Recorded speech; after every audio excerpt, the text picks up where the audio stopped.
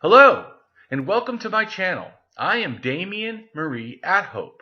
In the simplest terms, I am an atheist, humanist, philosopher, and prehistorical writer-researcher at DamienMarieAtHope.com. I am specifically an axiological atheist. An axiological atheism can be thought to involve ethical and value theory reasoned and moral argument driven apatheism, ignosticism, atheism, anti-theism, anti-religionism, secularism, and humanism. Axiological atheist can be understood as a value theory or a value science atheist. As an axiological atheism's ethically reasoned and constructive pro-humanity. I am an axiological thinker, value theorist.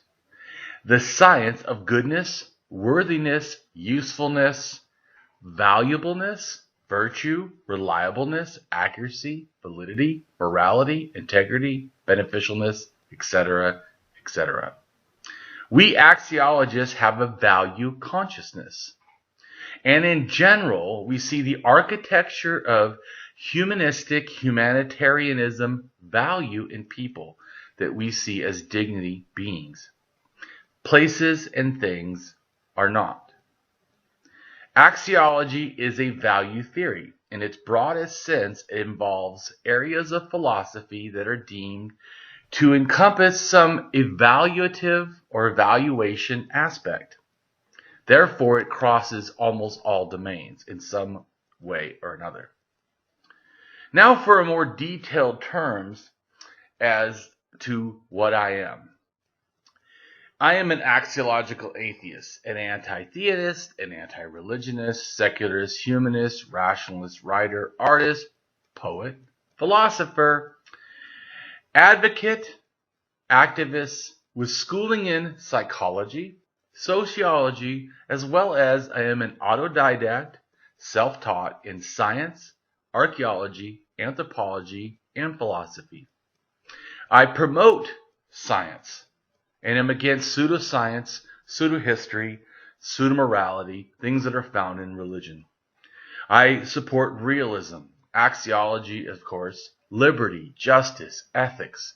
I am also an anarchist socialist. I support anarchism and socialism, progressivism, liberalism, philosophy, psychology, archaeology, and anthropology, advocating for sexual, gender, child, secular, LGBTQIA+, race, class rights, and equality. So if you can guess from all that, I support or challenge that I have an eclectic variety of videos on a variety of topics. Please take time to check them out, as well as if you enjoy them, please give them a like. And don't forget to subscribe, as new things are on their way all the time for my channel.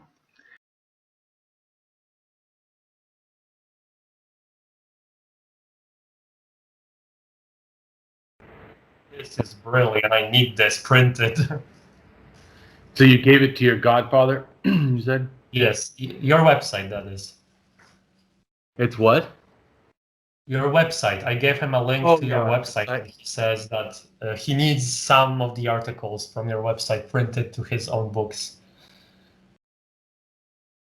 Yeah, it's my website's got a lot of stuff, doesn't it? It does. It does. Like, I don't understand. I know this is like off topic a little bit, but I don't understand people that are like, when there's new information coming up about religion or ancient times, they're like, no, this is not what I've been believing up to this point, so I just refuse to learn about it. Because the truth is, even if you want to keep your beliefs, which I believe in most cases would not be a good idea, learning new things, you can have like a hope in the back of your mind that maybe through learning more and more, we will finally understand where did my beliefs come from and what they really were. Yeah. No, I think we should always be in a search for truth. I'm a truth seeker.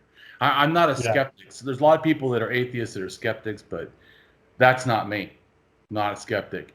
To me, About skepticism, okay, I will let you finish. well, I was just Sorry, going to in say, my culture, to me, interrupting one I'm another not. is Well, I don't. I'm not saying I never use skepticism. I'm saying I don't classify myself as a skeptic because to me, if I was personally gonna classify myself as a skeptic, what that would mean to me is that I base my general thinking as that a skeptic kind of way, but I don't. I do it as a rationalist. I don't assume I know anything. I wait till it's offered. I wait till I get the information and then understand the information before I make a judgment because I don't always know. There's some things that are in a sense, violations of things like logical fallacies or even reality. If I said the sun actually, sits in the bottom of the ocean every night, we can look and know that that's wrong. I don't have to do all kinds of thinking and preparedness and caution because that's why I feel like. And I'm not saying that skepticism is a bad thing, but to me, for me as a rationalist, skepticism is like a cliff note. Like, oh, yeah, don't forget to be skeptical. That's all it is for me.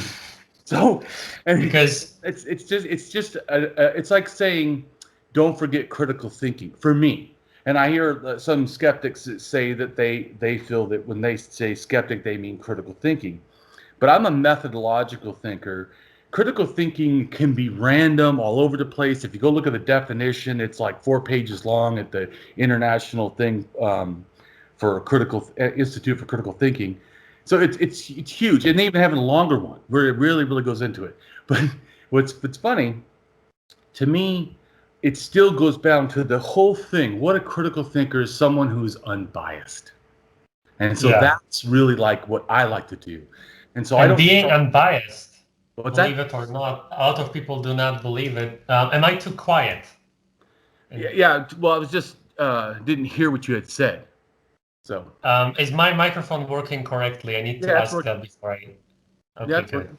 So a lot of people are actually very surprised when they learn that lessons on philosophy usually start by telling you, this is what you think, then here is what you believe, Right.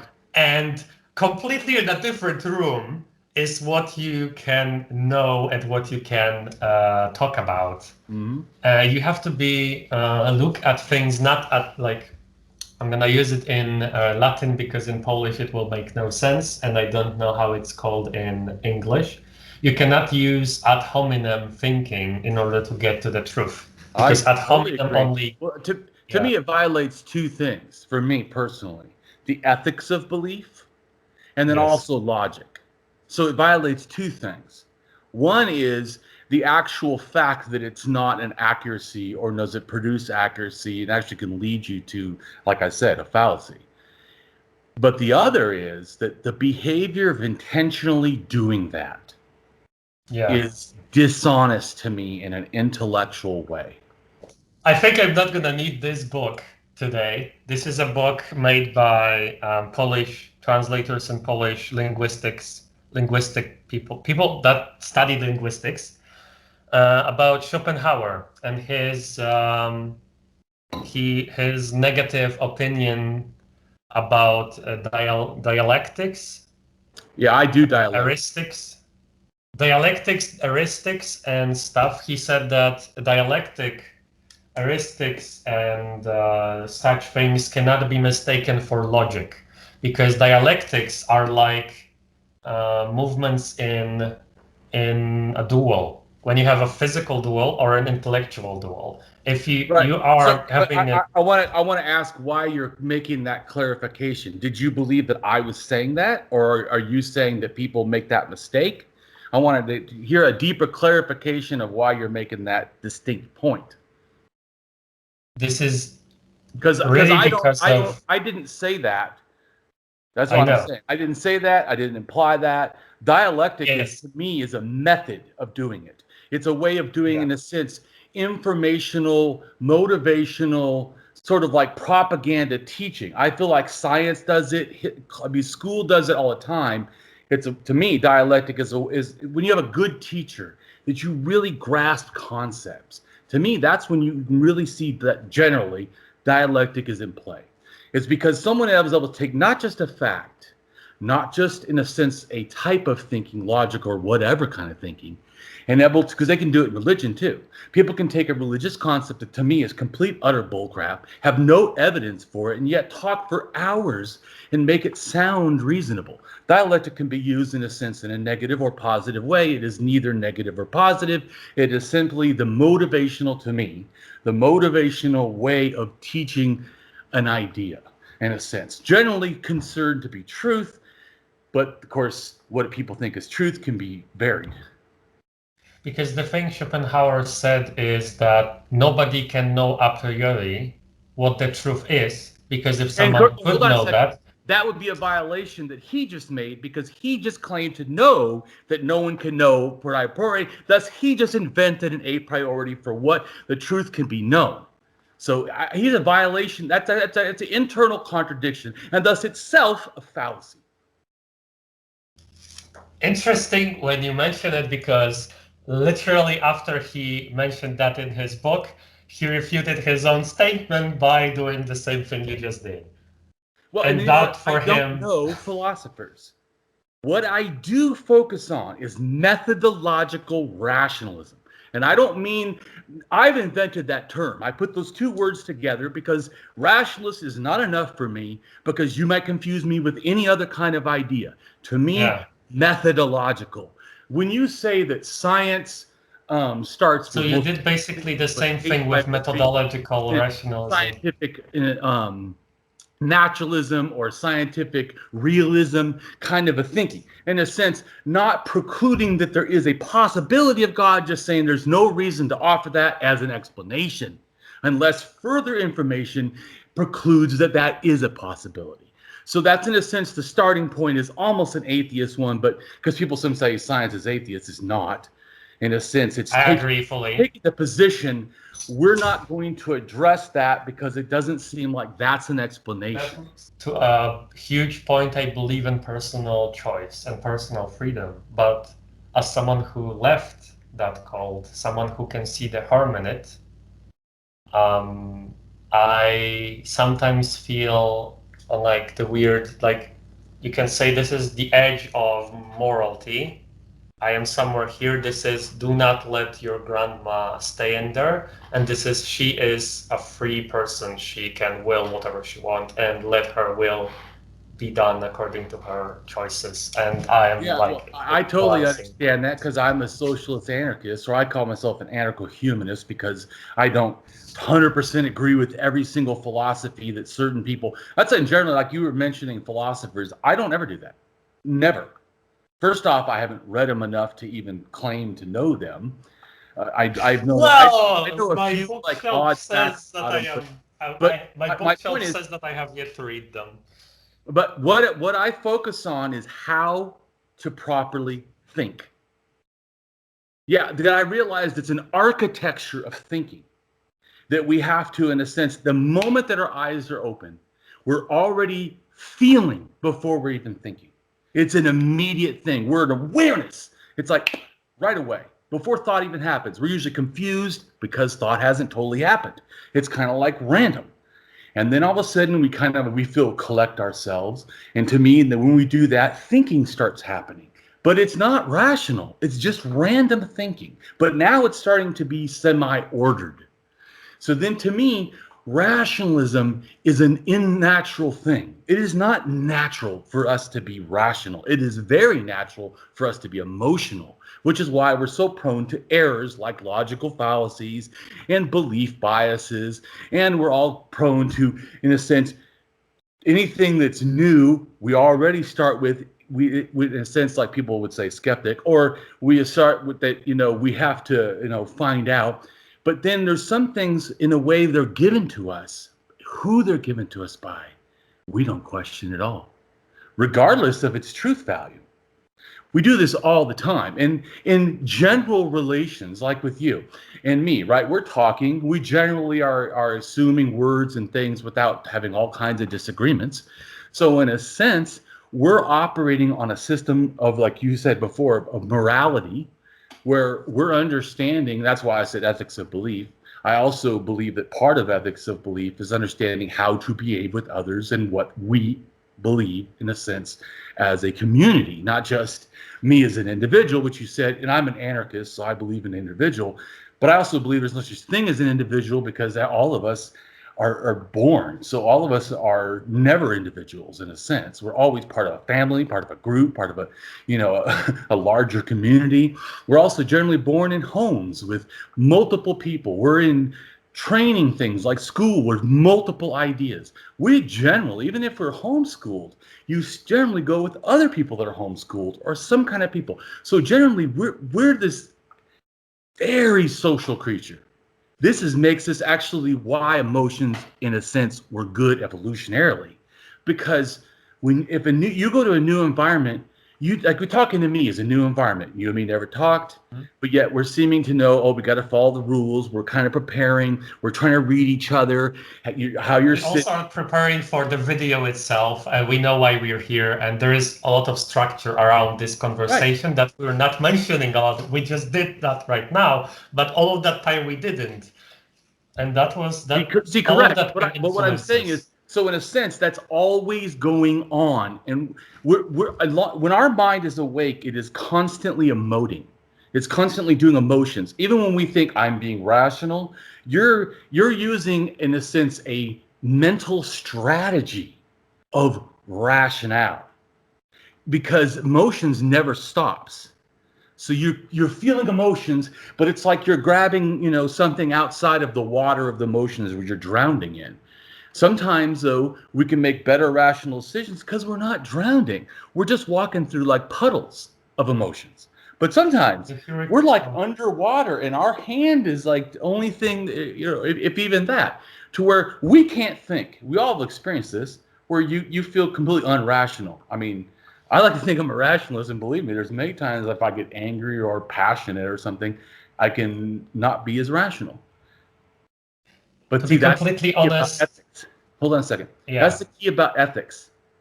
To me, when you're methodological, it is my standard. I have a standard of ethical thinking.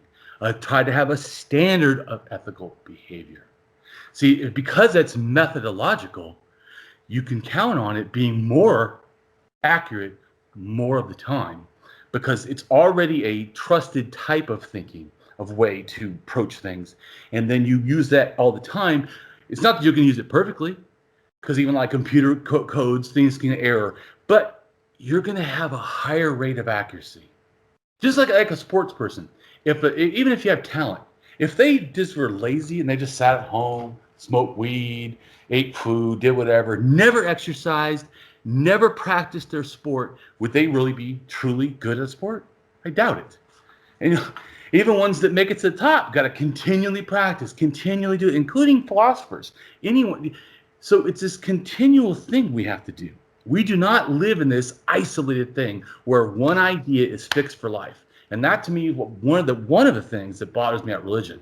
It's a one idea fixed for life, and it's supposed to supposedly always be right. And even though it doesn't match what is right, we know, and then it doesn't even sometimes match logic, or it doesn't have any support at all. It's out of thin air, and we're supposed to take it. I would like to interrupt in here, go ahead. If I can. So you go ahead and talk. It would be only correct if you take into account Western view on religion, because if you look into Eastern religions, for example. When you say Western view and Eastern view, what do you mean by that? And how do you feel that's relevant? How does that add difference to reality? Because Western religion, especially Christianity, and you could say Judaism, at least the Orthodox or the modern types of Judaism, is based on scholasticism, which is defining faith through science. Basically, like, imagine science being this little young guy. So then stop and first explain faith then. What does that word mean when you're using it, and then explain how it relates to what you just said as an example to that it relates to, in Judaism, you said science, that it has to be faith. What is faith? And then how does faith in that which you just claimed relate in a way to science? I have a definition of what faith is, but I think in this context I should use a different word now that you pointed it out. I think instead of faith I should say an object of religion, like for example the Catholic Church. Okay. We sometimes commonly call the Catholic Church a faith. We can call it a church, we can call it a school of religion, or whatever you want to call it. I used faith just out of habit, but I know that the word faith actually has a different meaning that I want to use later on, but for now it is irrelevant. So I will just say a church, let's say, because let's stick to Christianity at the moment, at least. Well, it doesn't have to. I know about all religions of the world practically, so go ahead and talk anything you want.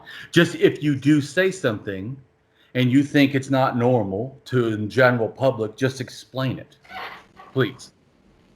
Okay, so since the general public, at least in my opinion, and I think you can correct me if I'm wrong, would be, at least of the people that would watch this video, would be familiar with the Western religions, right? Which is Western Christianity, Western Islam, and Western Judaism, and things that we associate like Western paganism and stuff like that. We probably will get people to watch this that are familiar with those. So I shouldn't explain too much of what scholasticism is, because people can just look it up and see what it is, for example.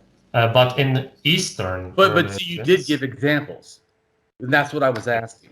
So even though you just at the end made it trivial of your explanation, you did give an explanation that was not just I don't know or there was some people. You gave your rationale, and that's what I'm asking for, is the justification. When you give words, they have meaningless thing until you fill them with the ideas that makes them whole. To me, until you fill them with ideas. I'm gonna go back to that thought later. But go back right now. So when I say so when you say chair, or you say headphones, or you say television, or you say person, that is a concept. There's not found in the world a word called person or even an idea. It is a concept. And that concept, like a label, right, has a whole bunch of packed stuff inside of it. Like if you read the definition, it doesn't say just person. It says person. Person is a blah, blah, blah, blah, blah, blah, individual, of humanoid, characteristics, whatever. My point is, so yes, ideas are packed inside of words that you use. Every word you use has a concept, an idea packed inside of it. Every single one. So would you say that, would you agree with me? Would you, that's a question, that a word, an idea, and a concept are three different things that are not necessarily one and the same? Oh, well, even a word can have 15 different definitions, or 5 different concepts and 15 definitions, and then be used also in a different way. Like someone could say things are cool. I say that sometimes. I don't actually mean it's cold. I'm just talking vernacular in a sense, a way that just people randomly talk and use words in a non, scholarly way or whatever, just average talk. So just like when people they have this problem too a lot of times, and they go, well, science is just a theory. I'm like, when you say it like that, I know you don't either know science or what theory means. But generally what they're just saying is in that way, is because they misunderstand theory. They think of theory as, like I just said, about cool. They're thinking of it in the nomenclature, like wrong term, not the scientific use of the word.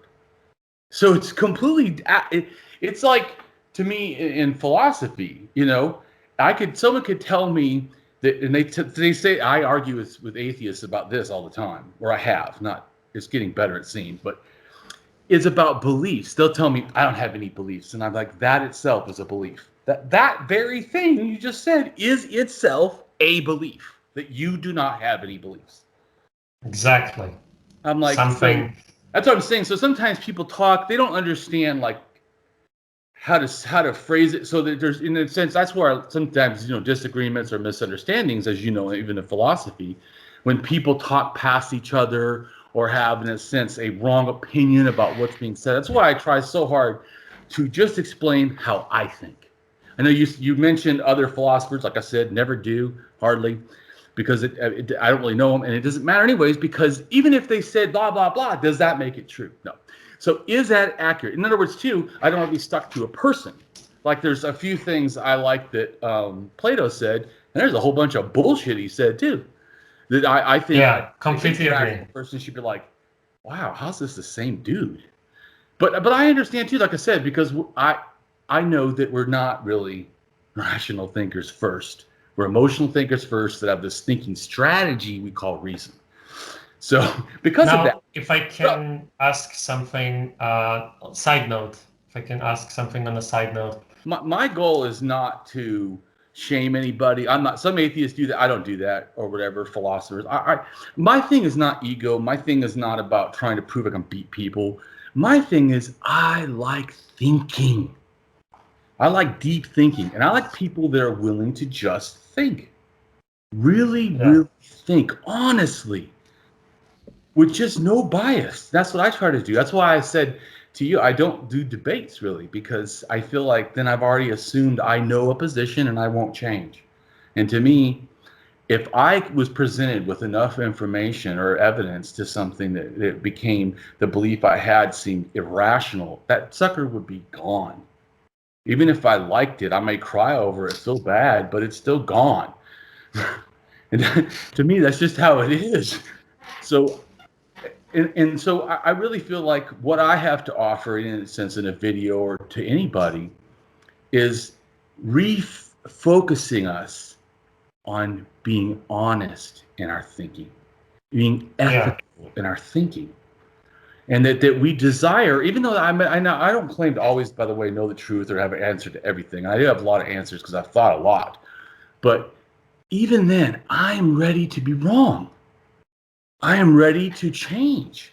My thinking strategy, my ethics of belief, in a simple way for people to grasp, is in a sense 3 characteristics, right? So it's the ontology of things. How do you what are you claiming? The epistemology of things, kind of questions, and that is how do you know what you're claiming? And then axiology, which is the value judging what is being offered, how rich something is, how accurate, how true, how in a sense justified it is, how beneficial. If I say something is good, there's a difference between a little good, I gave someone a penny, and I helped a whole orphanage. So that's axiology. You're value judging that there's a difference in things, and then you're picking what is the most accurate to the highest level of accuracy. So when we're talking about 1 second though. So then there's also the other thing I do that's 3 things, right? And that is that every belief that comes in, I have a belief etiquette. Okay, how I believe things. So my belief etiquette is, first, that I have reasoned belief acquisitions. I try to let nothing come into my mind without thinking about it and making sure it's reasonable. But I know I err like everyone. And we're like believing machines. We just pick up things like Velcro. So that's why I also know we need good belief maintenance. This is that we have every belief on the table at all times, that we reassess every once in a while. No matter how valid we think it is, we check it again. We think about it again. We analyze it again. We are constantly making sure, is it still as accurate? Because sometimes it can be true, but it's 70% accuracy. Now it's 40%. Ooh, I might have to reassess my belief. But if it's 70% and all of a sudden they go, it's 90% accurate. Ooh, I should raise my belief level. I need to believe it more. Then the other thing is, when you find a belief wanting, the third thing is that we have honest belief relinquishment. That we desire to remove beliefs that are not accurate. And then we try to Now, update let them me to ask one something star. that's very, very important to what you just said. Define belief. Belief? Yes. Belief is a packet of ideas that we feel are convincing. That's a belief. Because the The fact packet of that ideas I've we find been... convincing. We believe them, whatever it is, whether it's relating to a thing, a person, or whatever. It's just a packet of ideas that we find convincing. Because preparing for this conversation, actually, I found that preparing for it was actually what I've been looking for. I did like a lot of research into linguistics, ideas, and things I believe in. What you just said, I just did it before this conversation. Not saying I did it well. I'm not saying I did it the way you would do it.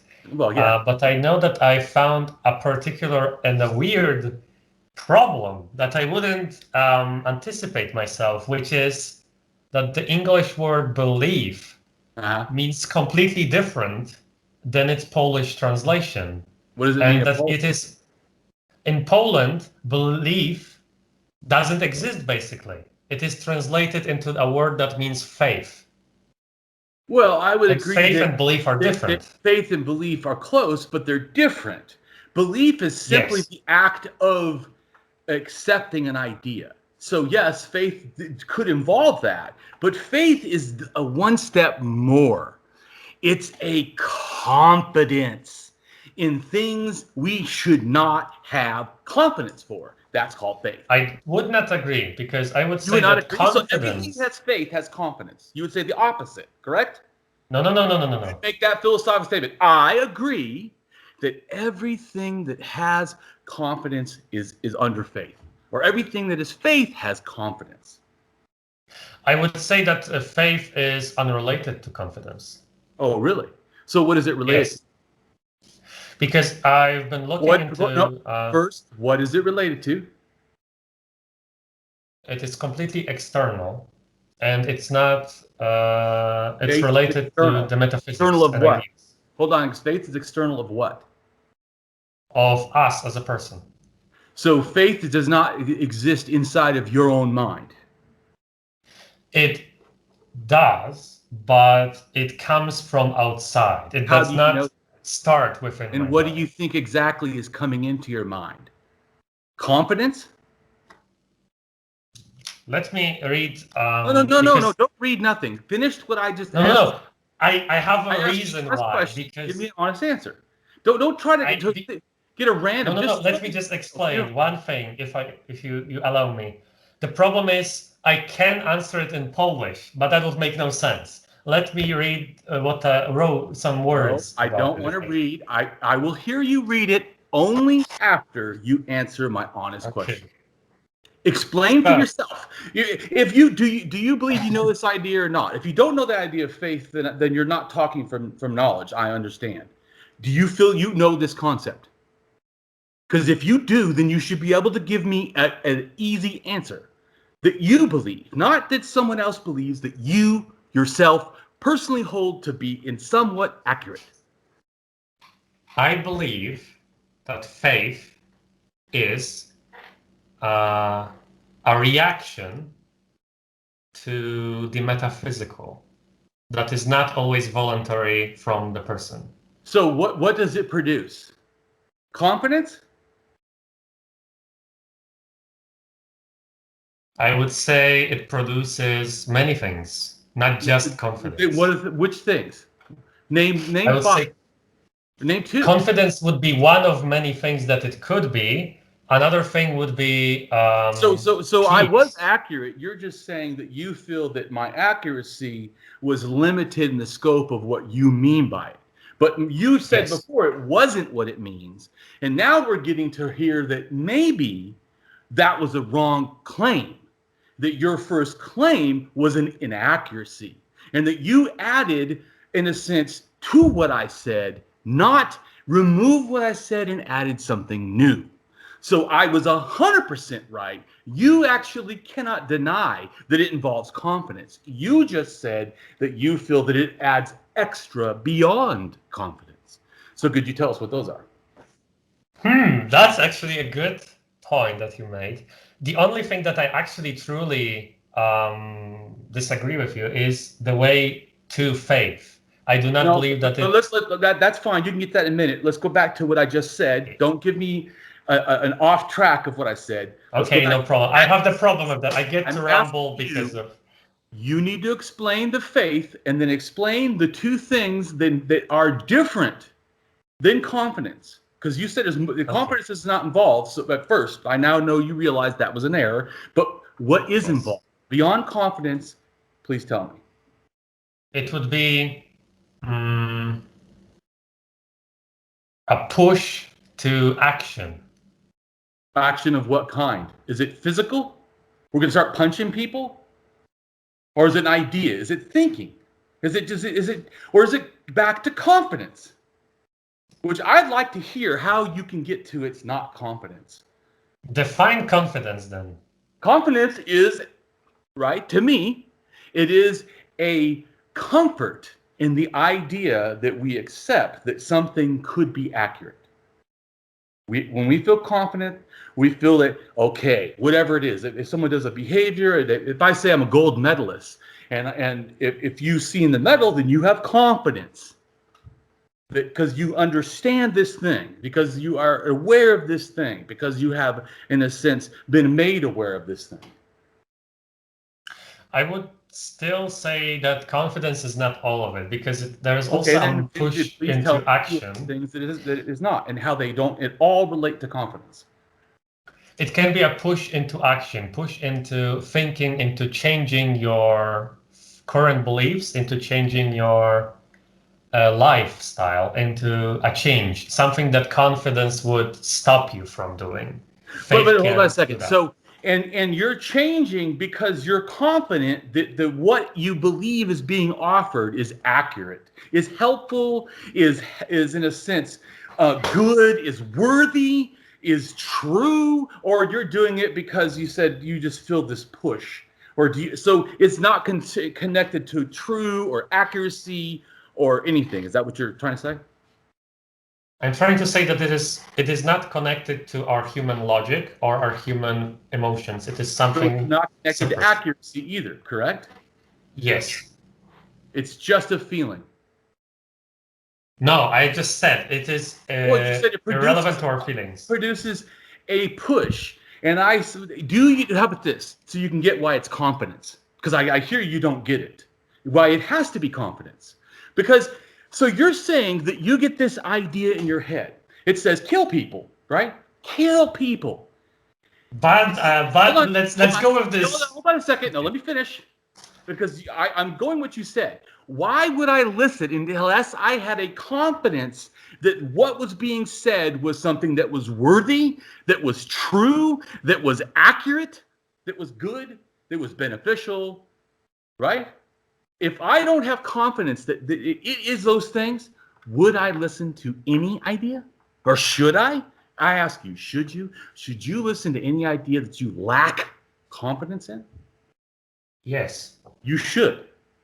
Yes. List the ideas you lack confidence in, and then own them as yours. Believe them fully. No, them as yours. That last part, no. But listen to ideas that I do not think. When I say listen to ideas, when I was talking about like go kill yourself. If things says go kill yourself, and you think, well, I'm pushed by it, and it feels really compelling, so I'm guessing I gotta kill people. No, we have ideas come in. Everybody. Whether it's someone who's schizophrenic, whether they're bipolar, whether they're a sociopath, psychopath, a empath, it doesn't matter. We are thinking beings, just like cats, dogs, fish. So it doesn't matter. We all have these rush of things that come in, right? I'm asking you, how do we know which ones we should follow, and tell me it's not connected to a confidence level that it is accurate, that it is true, that it is worthy. It absolutely is based on that. If it doesn't have confidence, in other words, if you in your mind said, I am the god Vishnu, and I want you to cut off your left ear or something, would you just immediately go, it's Vishnu, I gotta cut off my ear? No, you would go, whoa, that was a weird idea. The hell? You know, I need to, I mean, anything that says that I should go hurt myself is something, or hurt others, is immediately something that I don't care what pushed it. Okay, inside, outside, even if there was an outside, and I don't believe in that, but even if there was, even if outside told me to go do harm to the world, I'd be like, wow, sounds like celestial North Korea. You know, I don't dig North Korea. If there was a God that was North Korea, I wouldn't dig that either. Nothing would change. I would say now I see where the difference actually is. Now when you explain it a little bit When more. I dialectically help you understand, yeah, I got it. Yes, exactly. Yeah, that's right. Dialectics. Dialectics are so great because to me they allow you to give ideas to people to where they themselves can start to. So I would say that faith does not happen in your mind, which is probably why I was. And how do you know it doesn't happen in your mind? I know that it influences my mind. I know that it can influence anybody's drugs. I mean, just because something influences your mind, so does a thought. A thought influences your mind. In fact, the moment that you came in here and before you spoke, the seeing me already influenced your mind. That is true. Yes. So the point is, it's always happening. Well, it goes back to like what I said. It is not, the information is not bombarding us completely. Whether it's people, whether it's places, things, ideas, whether it's even nature. Sometimes the light's too bright. You know what I'm saying? I mean, everything can, but the issue is what is accurate, what is true, what is worthy, what is good, and how confident am I in those things. Because I would not like to do inhumanity to other people. I would not like to harm myself. I would like to, in a sense, actually bring goodness into the world. Not just be the lack of bad, but actually be the positive, the opposite of bad, the intentional good. That's what I want to be. And I don't believe that we find this accurately if we're just randomly walking in the dark. We got to turn the lights on. I would say, if I can, into one of the things you mentioned, I do not believe that there is lack of bad. You are either doing good or you lack the good part. So in a sense, doing nothing. Did you say you don't believe in bad, or you don't believe there's a lack of bad? I don't understand what you meant. I do not believe that there is something like bad itself. So once again, like, bad, because I think, well, good and bad to me, right, to me, are about beneficial, about accuracy. If I say it's a bad idea, it's not accurate idea. If I say that it is a bad idea, it's a logical fallacy.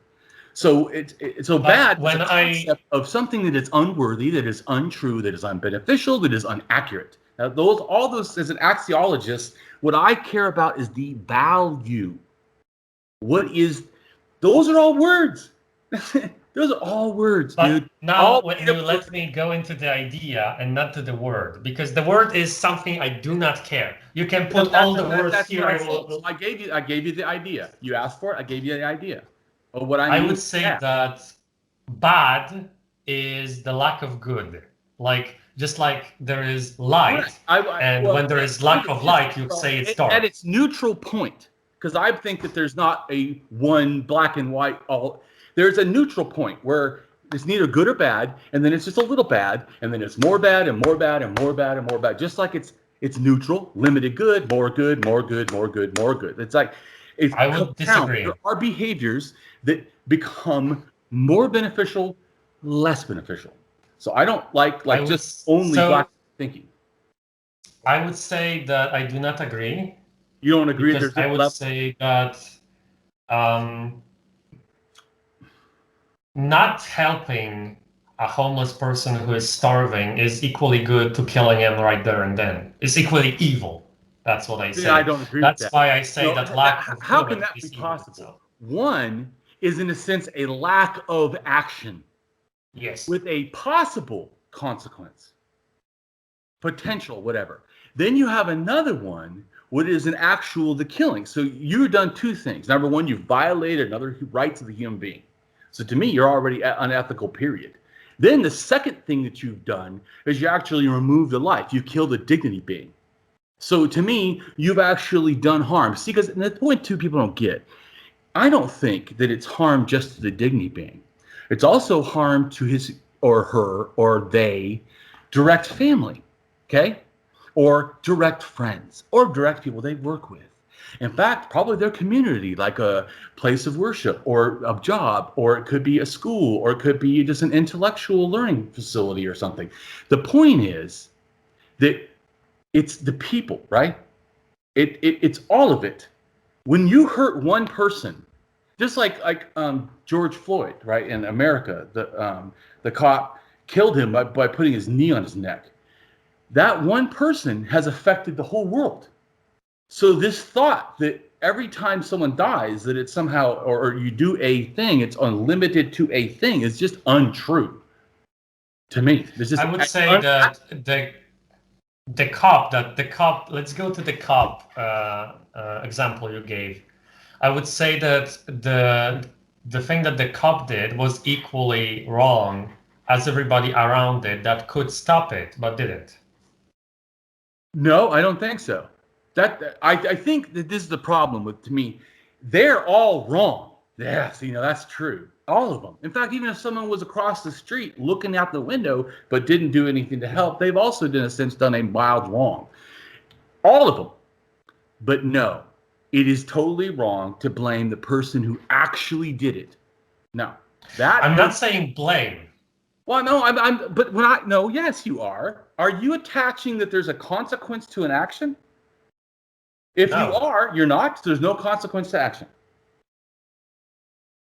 I'm saying that consequence to action doesn't have to happen. What do you mean it doesn't have it? That's like saying there's no consequence. Everything you do, right? You're talking right now to me. You've wasted a time of your life. You can't get back. But this communication has, in a sense, a consequence, because what's going to happen is you've now been, and me, you've given me your ideas and I've given you my ideas, and it allows you a new, step to stand on, or me, to be able to see other people differently, because it's us that has the thinking problem, not thinking. Yes. It's the thinking. But I would say that when you say why there is no consequence to actions, I would say the policeman may or may not be punished for it. The person on the street that did nothing will probably not get punished by anyone at any point at all. But the only consequence that ever happened of this whole thing that we can be sure of is the fact that this man is already dead. So no matter that's where I disagree with you, because once again, as I've said many times, we're emotional beings. We do not experience death and have no problems. Period. Anybody. Okay, we get PTSD. We are very emotionally unstable minds. So in a sense, not that someone who's in a sense PTSD means you're unstable. I have PTSD from my life. It's just a reality. We're not these super machines that can logic and, like Spock or something, have no feelings. So since you said you disagree. Why it's important? Because of that, okay, we make these choices, right, all the time that are wrong. But I'm saying that we need to make sure, because it does have consequences, that, in other words, like, if someone's killed in front of you, you're not killed. I guarantee you go home, ask the kids that saw those kids shot at a school how comfortable they sleep at night. It could be years later, still bothers them. They didn't even die. Our psyche can take damage. So I don't agree that people are not being damaged. You're just saying, so the consequence, like I said, doesn't have to be punitive from the government. I'm an anarchist. You are receiving a consequence all the time for your actions. You get benefits. That's what I want. Consequences for your actions all the time. Benefits and consequences. But I believe that, okay, I mixed the languages in a moment.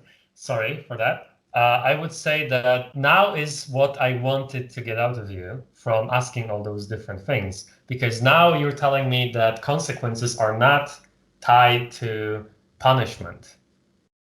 Yeah, I didn't say it was. I just said consequences. Yes, and I needed something to...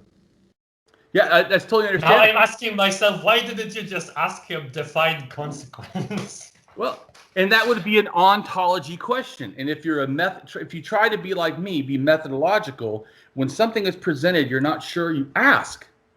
Don't assume. Ask. The ontology. What are you talking about? I thought it was What does that mean? Maybe I wasn't. And here's a great thing too, to always, what are you talking about? What does that mean? And can you give me an example? Because it allows them to talk and allows you to understand. Now I would just say that consequences are irrelevant to whether something's good or bad. I would say that consequences, because I'm in a sense, as an axiologist, there's a type of moral philosophy called consequentialism. I'm not a strict consequentialism, because that would be that everything was broken down to consequences. And I think some things we justly do, and it's not about consequences. It's about understanding, in a sense, the bigger play of what happened. And so we're putting it accurately in an emotional thing. And that's why I believe that, to me, I have two things. I use what's called, in a sense, moral love and moral fear as my balance to figure out what's the correct choice. I don't have a one morality. I use two things that have big concepts and stuff inside of them. But the two things are moral fear and moral love. Moral fear is more about justice. We're afraid about doing the right thing. We're afraid justice is not happening. And then there is, in a sense, moral love, and that is a care ethics. It's an understanding, like if someone's elderly and is almost senile and they hit someone, we go, yeah, we don't go jail, But, if someone who's a reasonable, person does that, we hope they lose their job. So it goes back to it is consequences. And not only is it consequences all the time and benefits all the time to me, but like I said, that is an accuracy that we have to update with the understanding emotionally. We cannot just block mentality and act like humans are robots. Just pull out a. So the question is morality objective or subjective? Well, I would say that it depends on who's doing it first and what you're doing it for. And then I would say... You dodged the question. Is it objective? But once again, everything to me has to do... Yes, of course it is. And everything to me has to do with accuracy. Accuracy. So you don't always know everything. So your accuracy could be... And you need to... When you're thinking... So like I say, if you said, well, this person stole the purse, at least I seen a woman scream, I got my purse stolen, and I seen someone running. But maybe I could be faulty, and I need to be ready for this. That maybe that was just someone running by, and who stole it went a different way. I need to check with her first, get the ontology, make sure I'm not assuming things not in evidence. Then the problem is at that point the thief might be gone. At that point the thief might be gone. You think fast, right? You need to make wise choices. You're just going to tackle a person. If she points and says him, but if she's just screaming, is what I said. She just screamed, my purse is stolen. You don't know. She did not point. But we assume. We're bad thinkers. We immediately, someone's running. Has to be it. The first person I saw has to be the person. And that's actually could be wrong, because they could have been behind that person running in a position we couldn't see. It happens. It could also be true that she lied completely. She could be lying. Just to steal a purse from someone else.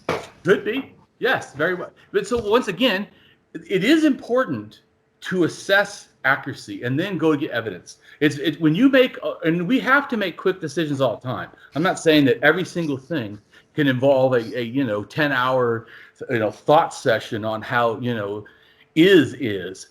But that would be ideal, but we don't have the time for that. Because we have to react. So that's why I'm saying... Like, for example, when a truck is running towards you, you're not going to sit down and think, what should I do with this truck? Right, but you'll realize that you shouldn't push someone else in just to save yourself, right?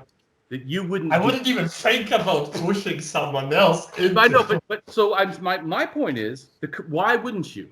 Is it because of the consequence or not? Because they're going to die as a consequence. No. It's not That's completely not about the consequence. I wouldn't do that because at that moment it is completely irrelevant to the situation. Pushing someone inside. What if he was blocking you from escaping, and you have to push him in the way? then it would be easier to push him along with me than push him behind me. So what you're saying is you would assess the consequence of the death is important to avoid, right? Or you're not trying to avoid death. So the No, completely irrelevant. If death happens, it's irrelevant. At that moment, it wouldn't matter. Well, no, you're talking about an assessment of your ability. At that moment, your ability does matter. What if it's a little child and you have every ability in the world to move them, but they're in your way and you almost have to throw them out of the way? Would it be okay? Or does the consequence matter?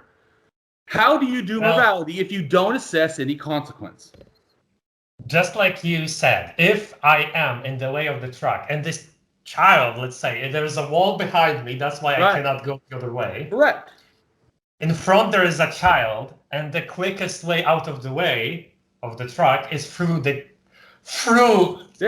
you go. Okay, that's a bad word. You know what's gonna happen since I said that now.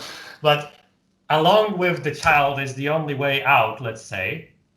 Correct. The best way to escape this would be push the child along with me, escaping from the truck. But so why would you even think of which way the child is going? So you're saying you're thinking about... I wouldn't care. If the child was going along with the truck, towards me, towards the truck, doesn't matter. I don't care. Push the child with me. This is the quickest way for me to survive. And on the way, I'm getting the child safe. And so for you, the consequence is that you would survive. Right? The consequence is I would survive. It wouldn't matter if you were seen as killing a child to do it. I wouldn't kill the child because I would. No, but I'm saying, what if you tried that and it still killed the child? And they said you pushed the kid. You should have just, yelled at the guy or done something else. You did the wrong thing. You could have done something else. You did the wrong thing. Is there any fault, any consequence? Do you assess consequence? When you changed or desire to change behavior, is it because of the consequence? No. Okay, then tell me what it is. What motivates your change in behavior or decision? Simply your survival? And is that the consequence you're trying to achieve, your survival? My survival, when we're talking about personal things, my survival to me is irrelevant. It's irrelevant, so then there's no need to push the child out of the way. Just stand there, let the vehicle hit both of you. I would go out, but my survival would not be my point, would not be the result that I'm seeking for. The result that I'm seeking for would be doing something after I already survived. Survival is irrelevant. If I would be able... hoping on.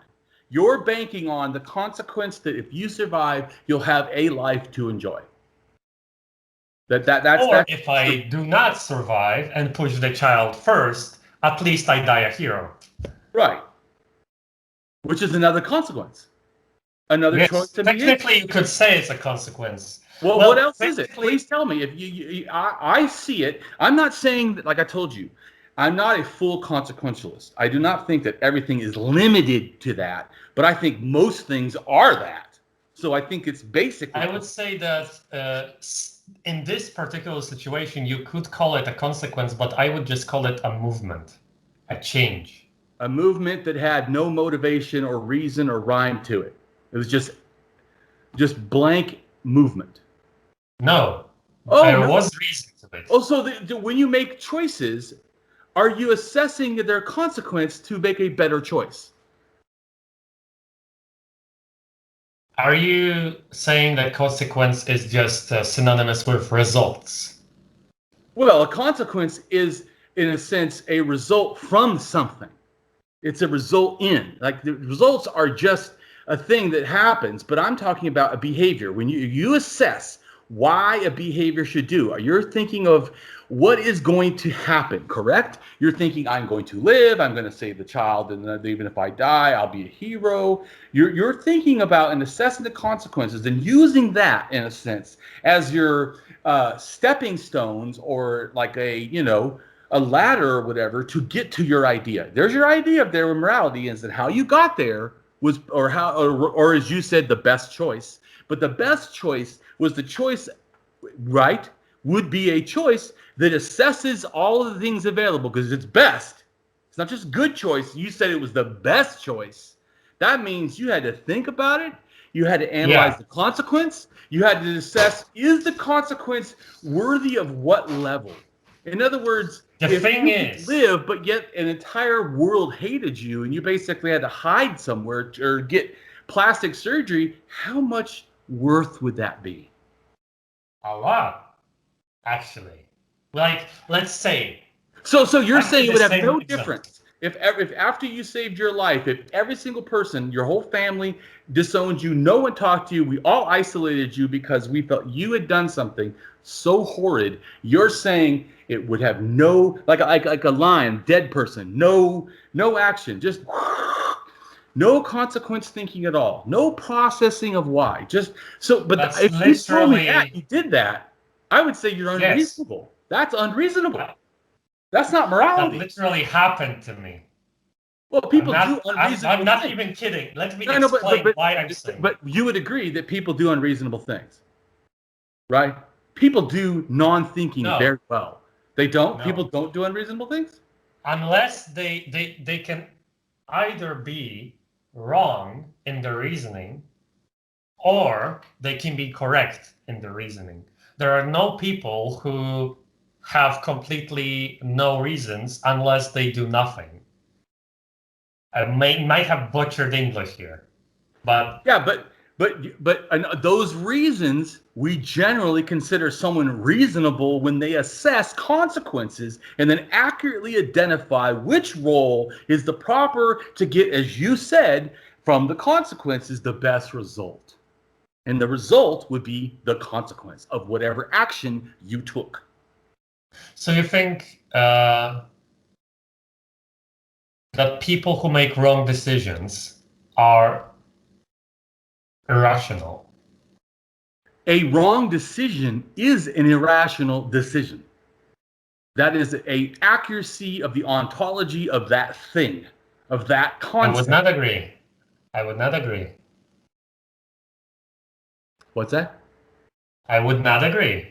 What would you say? And how? What exactly? That's just a blanket statement. Explain to me exactly and give me an example of what you don't agree exactly with what I said. I do not agree that a wrong decision in itself is always irrational. Did I use the word always? Because that sounds like you added that. I don't like that word that much, so I don't believe. Okay, let's. Without the word always, it is still relevant. Like if we say, I do not agree that a wrong decision in itself is irrational. Without always, it is the same thing. Well, but what I'm saying is, like you said, has to be accurate, right? A wrong decision is an inaccurate decision. An inaccurate decision is a wrong decision. Would you say it is? No. An inaccurate decision is a wrong decision. Or you believe an inaccurate decision is a right decision? The problem here is we do not always have all the information to make an accurate decision, and we can make a wrong decision. That's not what I asked. Now you've added something to what I said. Yes, indeed. But I'm saying that a decision that by our standards is rational may still be wrong, and often is, and a decision but that's a different thing. You're saying that we sometimes, like when science first thought the world was round, that was accurate. But then when we learned out more about science, it's kind of lumpy. The world's not actually round. It just appears from a long distance like it's round. Not to mention amounts of scientists that said, oh, it's impossible to be round at all. My point is, though, the first thing was better than flat. So it wasn't 100% correct, but it sure was better than flat. And then when they said it was a little lumpy, it was a little bit better than, in a sense, round. And then they got even more accurate. My point is that there's levels. That's what axiology does. It stops this fallacy of black and white thinking that we do all the time. We're lazy thinkers. Seriously. Even I have to watch myself. We're lazy thinkers. We don't like to think. We like generalizations. We like big concepts that mean absolutely bloated nothing or believes everything. There's a concept so big that it's like totally nonsense. So it is important, like we've been doing, is clarifying.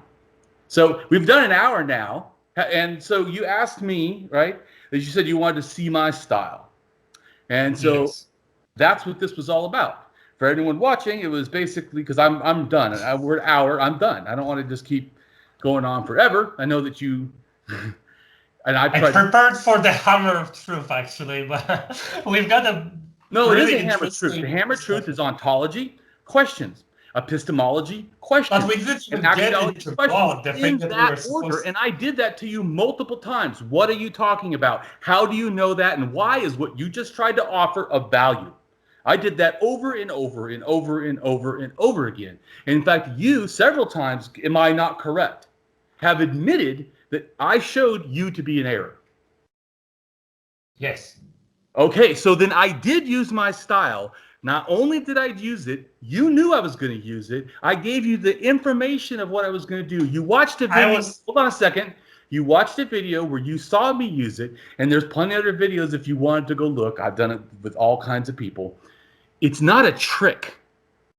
The hammer of truth is my colloquialism for deep philosophy, a methodological way to ask questions and a way to focus your mind so that you But we didn't even talk about the topic that I was preparing myself for. What's that? What topic? I never said I was going to do a topic. You said you wanted to debate me. I said I was going to talk to you. That is, you said, I would like, is what you said to me that I remember, that I agreed to at least, so we don't have any inaccuracies. You said, I would like to have you do a one-on-one conversation with me. So, hold on, so that I can experience your hammer truth. You just did. What? When did he do it? But as I showed you, I was able to prove you inaccurate with my style multiple times. And so my style is extremely effective, and anyone could do it. You could do it. Anyone could do it. You always ontology first. What are you talking about? How are you going to get? In other words, if you don't do this, you risk straw man fallacies. Yes, indeed. I did work, if I can say something at the end for everybody watching, if I may, I must say I expected it to be more like a fight, but it was like a very friendly debate or a conversation that I enjoyed very much. And I learned a lot from it. And you didn't even get angry when I used the hammer of truth against you, because you were like, okay, that's a good question. Let me answer. Yes. And in fact, if you want right now, go ahead and ask me as many hard questions as you want. And I'll answer them so people can hear, so they can see too that I am not afraid of questions. I'm not afraid of the truth. I don't, and like I tell people too, I'm very good at this, at my ability. I can like walk over people like a ghost, but I don't try to do that. You know why? Because it's not about ego to me. It's about a real conversation. I want to really get another person and myself to really think. And then it's that honesty I have. Just the pure honesty. I want the truth. I don't know how anyone can fault me for that. People have threatened my life before, being an atheist, and how hard I am against religion. But they don't understand. I don't hate religious people at all. I don't. And you don't. I literally sent you like a bunch of images about explaining what God in Orthodox Christianity is, and you just said, "Oh, cool, thanks." That's it. No problem. There was like that. Like, you're the friend. That would be an awful exaggeration, but you're the friendliest atheist I've ever met on the internet. Well, thank you. You know what I am first? I'm a human. And my goal is humanism before atheism. I always tell people that people are more important than beliefs. And if I, as an atheist, cannot see past the beliefs and see the equal fellow human, then I am failing. How can I expect a religious person to, if I can't even do it? So it's on me. It is on me to be ethical first. I would say as a Christian first. I would say as a Christian that I fundamentally agree with that, because, like, to any Christian watching this, which I doubt there would be anyone. No, there's some Christians that watch my stuff. Sometimes they hate, but also like me, for example. To any Christian, I could say that there is a teaching Christians know, or should know at least. It is act with others the way you want them to act with you. This is like the golden rule of morality. And I would say also for me, I don't even need golden rules. I have, in a sense, intellectual honesty. And intellectual honesty is a persuasion of behavior, in a sense that I look for academic stuff. I try not to do unfair advantage. I try not to do coercion. I try not to use, fallacies. I try to respect the other person. To me, this is what I don't get about a lot of people. It's a belief. Even if we are wrong, you are still an equal human to me. I don't think less of you. Even if we disagree, that's like I don't like sports, period. I mean, I just don't. I do not like sports as well. I'd rather watch plays. But so to me, there's people that like sports. I mean, you've met them. I mean, they really like sports. It's almost disgusting. I've met those kinds of people. But you know what I go? Good for them. Instead of, even though to me it's like, wow, how could you like it? I don't even understand the concept. To me personally, like football. Now, if my friend was playing, I could understand. For me personally, maybe. But random people doing it, for me personally, all that and all sports, that right there, for me personally, I guess I don't really connect in that way with other people like I guess some people do. And so seeing them do that, I don't feel anything. I just see them playing the game. Okay, they're good. Oh, well, big deal. Oh, they won again. Well, of course they're good. So it doesn't, whatever. I mean, it doesn't, for me personally, I'm saying, I'm not putting down, I totally support people doing what they want. I'm just saying for me. But that's what I'm trying to say with religion.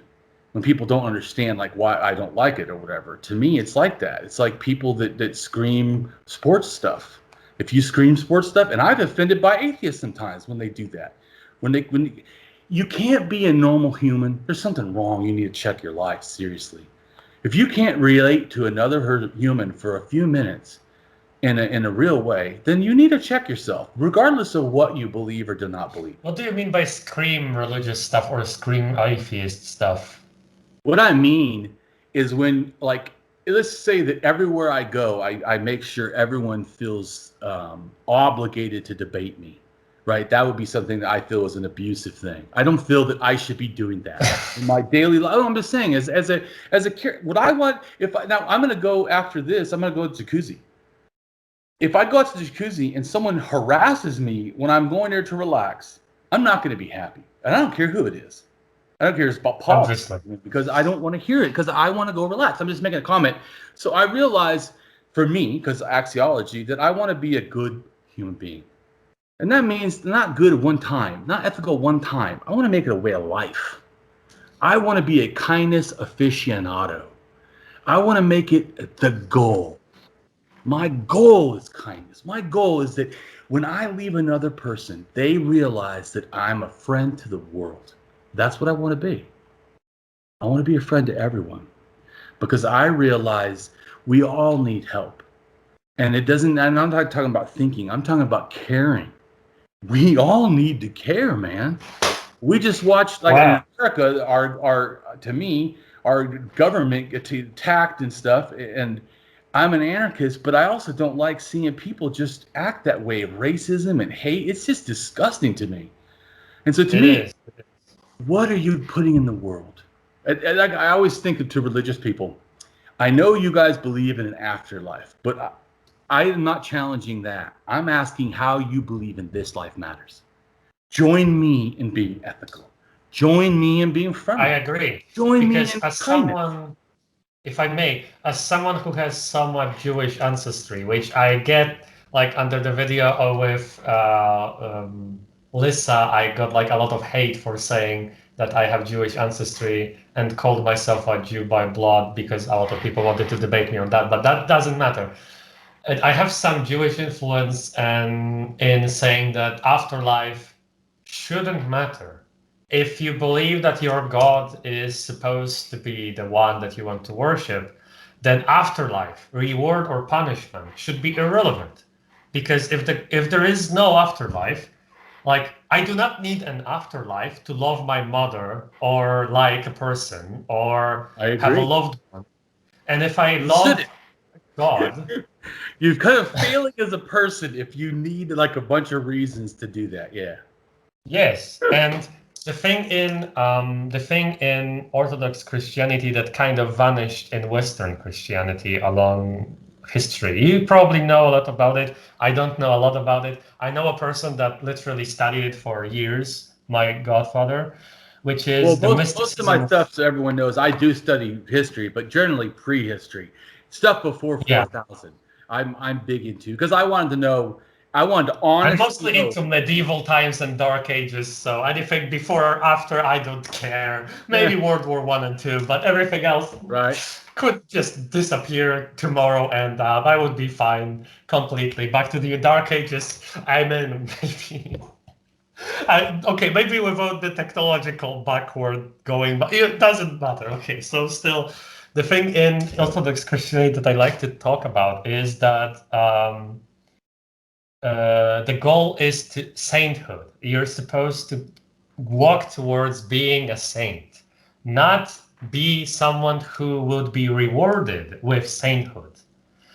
Just irrelevant to whether you will become a saint, you will be acknowledged as a saint. That doesn't matter. To a true saint, whether you are acknowledged, venerated, or whatever, as a hero, as a saint, or whatever, should not be important because true saints didn't want to be venerated, they didn't want to be respected, they didn't want to be loved, worshipped, or anything.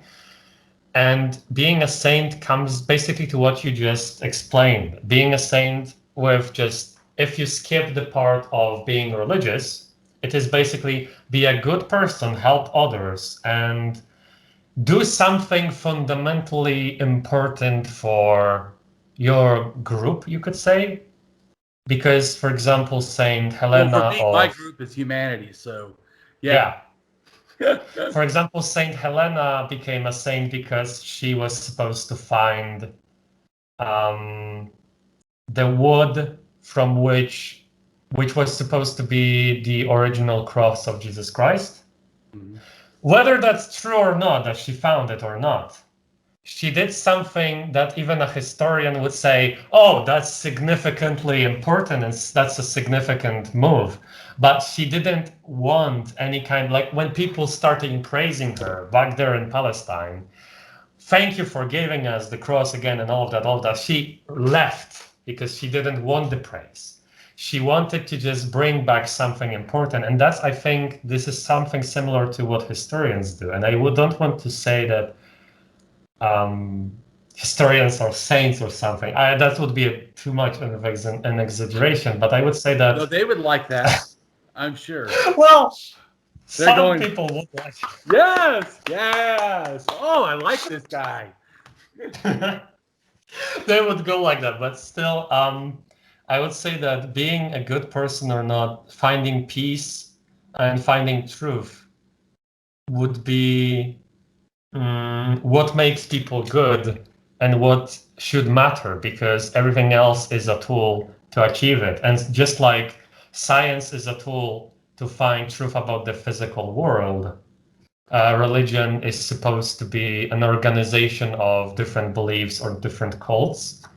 And religious, I like to make a difference between religion and religious practice. Spiritual practices and religious practices are supposed to help your soul or your inner spiritual self. No matter what you call it as a psychologist, there are different people who would call it. That's a different debate. That would need another hour. I will drop Yeah, the I topic. could ask all kinds of questions. I'm not going to because That's I'm a different doing topic. that. I want to end it, so I'm just letting you talk.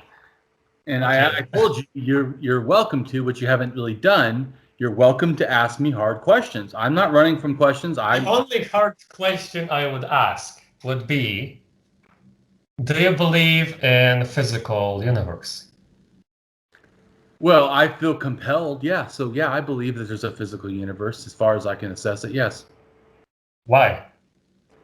Because of all kinds of experiential things and then all kinds of stuff that matches inside the universe, like science. The problem is the only things that can prove physical universe are things within the physical universe. Why is that a problem? Explain that fully. Because that's a claim. Good. That's a truth claim. Go ahead. So, I want to hear your truth claim. My claim is that the universe. Go ahead. My claim is cogito ergo sum.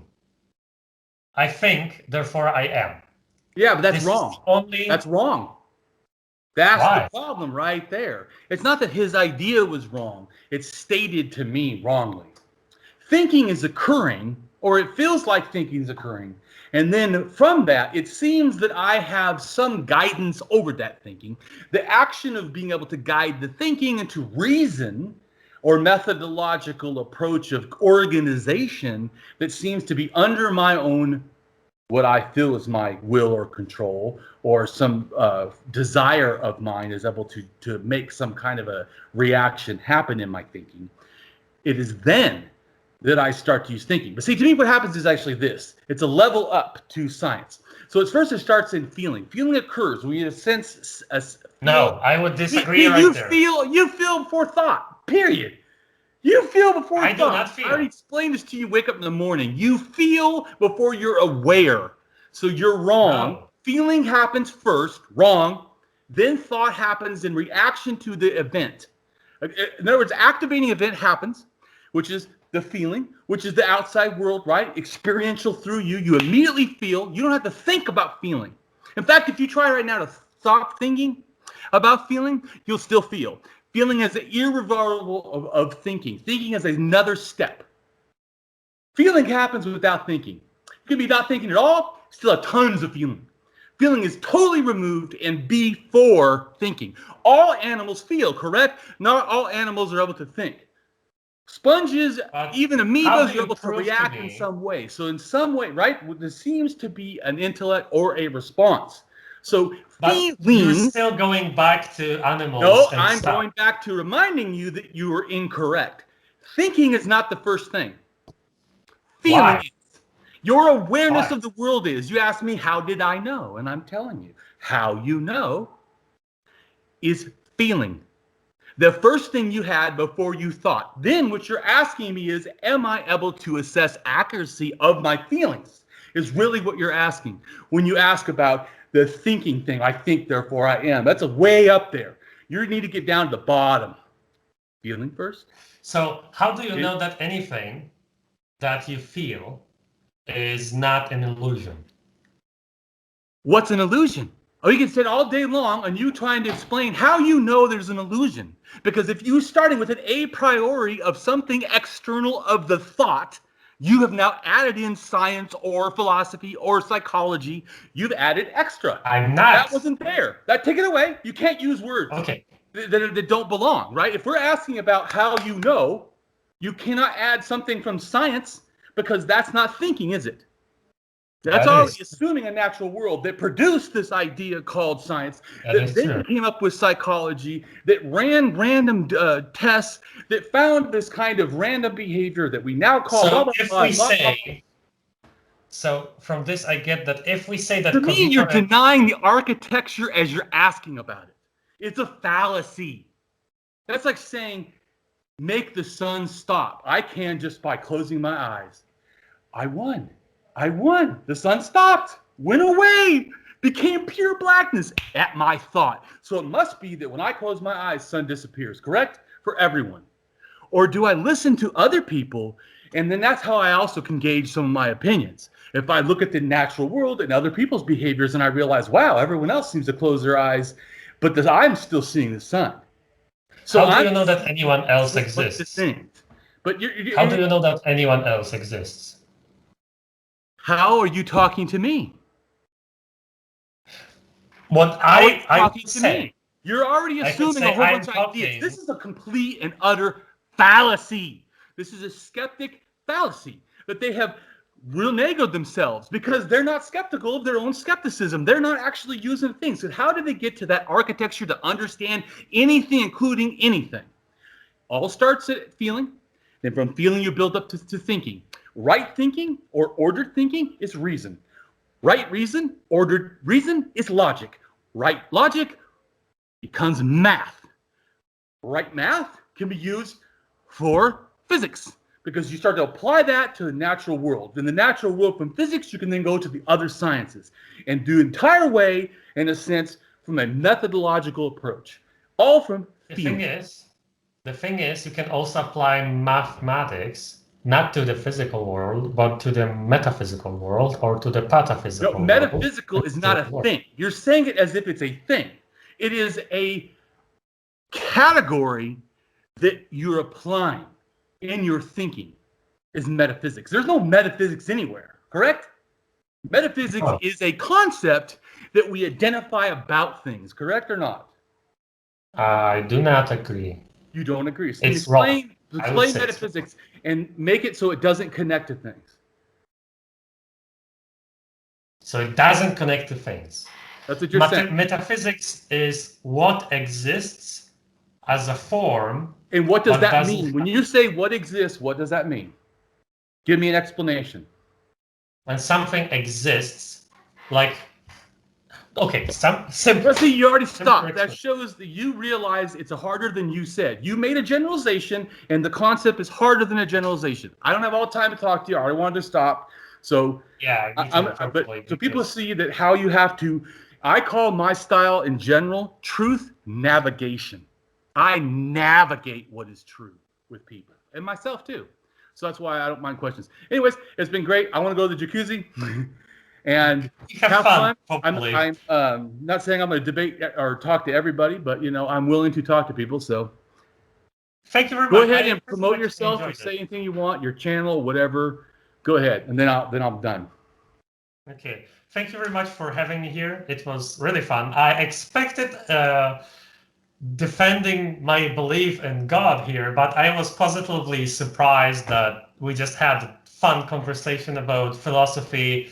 What I would call metaphysics, you wouldn't call it that, but that was pretty fun. Well, no. I call it metaphysics. I'm just saying metaphysics is a term. It's a label. It's a category. It's a grouping of ideas. It is not a thing. It's not a thing. It's an explanation. Just like physics is not a thing. When I say ontology, there's no ontology. I don't find the word ontology. I don't find the well, you're right. You're means that I want the thingness of things. You're correct, actually, because just like you cannot say that metaphysics is a thing, you cannot say that physics is a thing, because physics is just a field of very different concepts. Right. But then the question is, which of them is able to produce accuracy? That's the question. And I tell you that no philosophy has ever produced accuracy, period. And science has. Not always. Science has made mistakes. But you know what? I said about accuracy, and we know which one's accurate. So, I mean, people can use whatever they want. This one guy said he gets there, he knows things about the real world, he told me, a spiritualist philosopher, because he said that his guru had a dream or whatever, or a astral projection or something, and it came to him that he knows there's a soul, and it's this element in our body that science has never found, but he knows what it is. It's this molecule. Anyways, my point is, okay, I don't find that to be an accurate way to know the world. He had a dream, he felt it, science has never proven it. You know what? But if he wants to think that way, go for it. People like sports, I don't. People like religion, I don't. People believe in gods, I don't. So, but my thing is that I'm not against people. I'm totally for freedom. You should do you. If it makes you happy, do religion. Doesn't make me happy. Yeah. But my point is always that, just like we said about good person, are you being a good person? Because I know that it's my responsibility. I once thought no one is friendly, so I decided. Then exactly. You have to start the change in the world with yourself.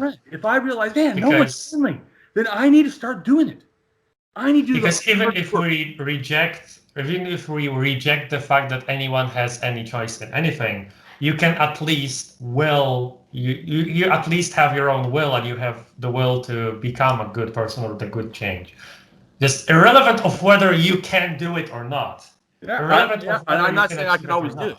I try hard. Yeah, that's the goal. The goal is that it's my life focus, and I hope that you have a great day and keep thinking.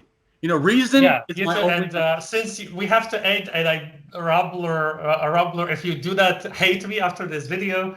My channel is called The Autarky. At the moment, I'm not uploading videos because I'm making some free time for just reading books. Could you and say it spending again, time with because my I didn't grandma. understand exactly what you said. Say your site so it's clear. I mean, unless you don't Okay, care. so thank you very much for having me. I will wrap this up because we are past the time we have scheduled. Right. If you are not angry at me as a viewer I'm for not rambling, your viewers, not you. You're a great person, Oh, by the way. I'm You're definitely gonna subscribe. Okay, you're not a great. I take that back. You're an awful hate. I take that back as well. Okay, anyway. So if you didn't hate me, but after this, if you don't mind my rambling, my channel is called The Atlarchy. I do not have a lot of philosophy and stuff at the moment in it, only a few videos which do not always make sense, but I plan on making more, especially after talking to you and Lissa. Are you welcoming people to come and challenge you, or to talk with you, or to do philosophy chats with you, or no? Definitely. Let's go ahead and say that. I mean, if any one of you is interested in philosophy, if you want to talk about or debate about any kinds of philosophy or theology or whatever, I am more than happy to invite any person that is willing to talk about it, including materialists and spiritualists, because even the extremes tend to be fun to talk to. Yeah. And yeah, my channel at the moment is a mess. A lot of Let's Plays, a lot of audiobooks, which make no sense together, but okay, that's the best explanation, I think. Different is absolutely different. Well, everyone, this is Damien Marie AtHope, and I'm an axiological-atheist, which can simply be understood as a value theory or a value science atheist, or it can be understood another way. I'm an axiologist, philosopher, and my conclusion, one of them, is atheism. And so have a great day and have a good life. Bye-bye.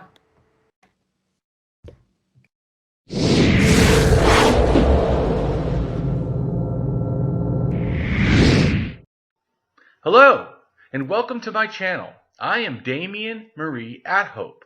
In the simplest terms, I am an atheist, humanist, philosopher, and prehistorical writer researcher at DamienMarieAtHope.com. I am specifically an axiological atheist. An axiological atheism can be thought to involve ethical and value theory reasoned and moral argument driven apatheism, ignosticism, atheism, anti-theism, anti-religionism, secularism, and humanism.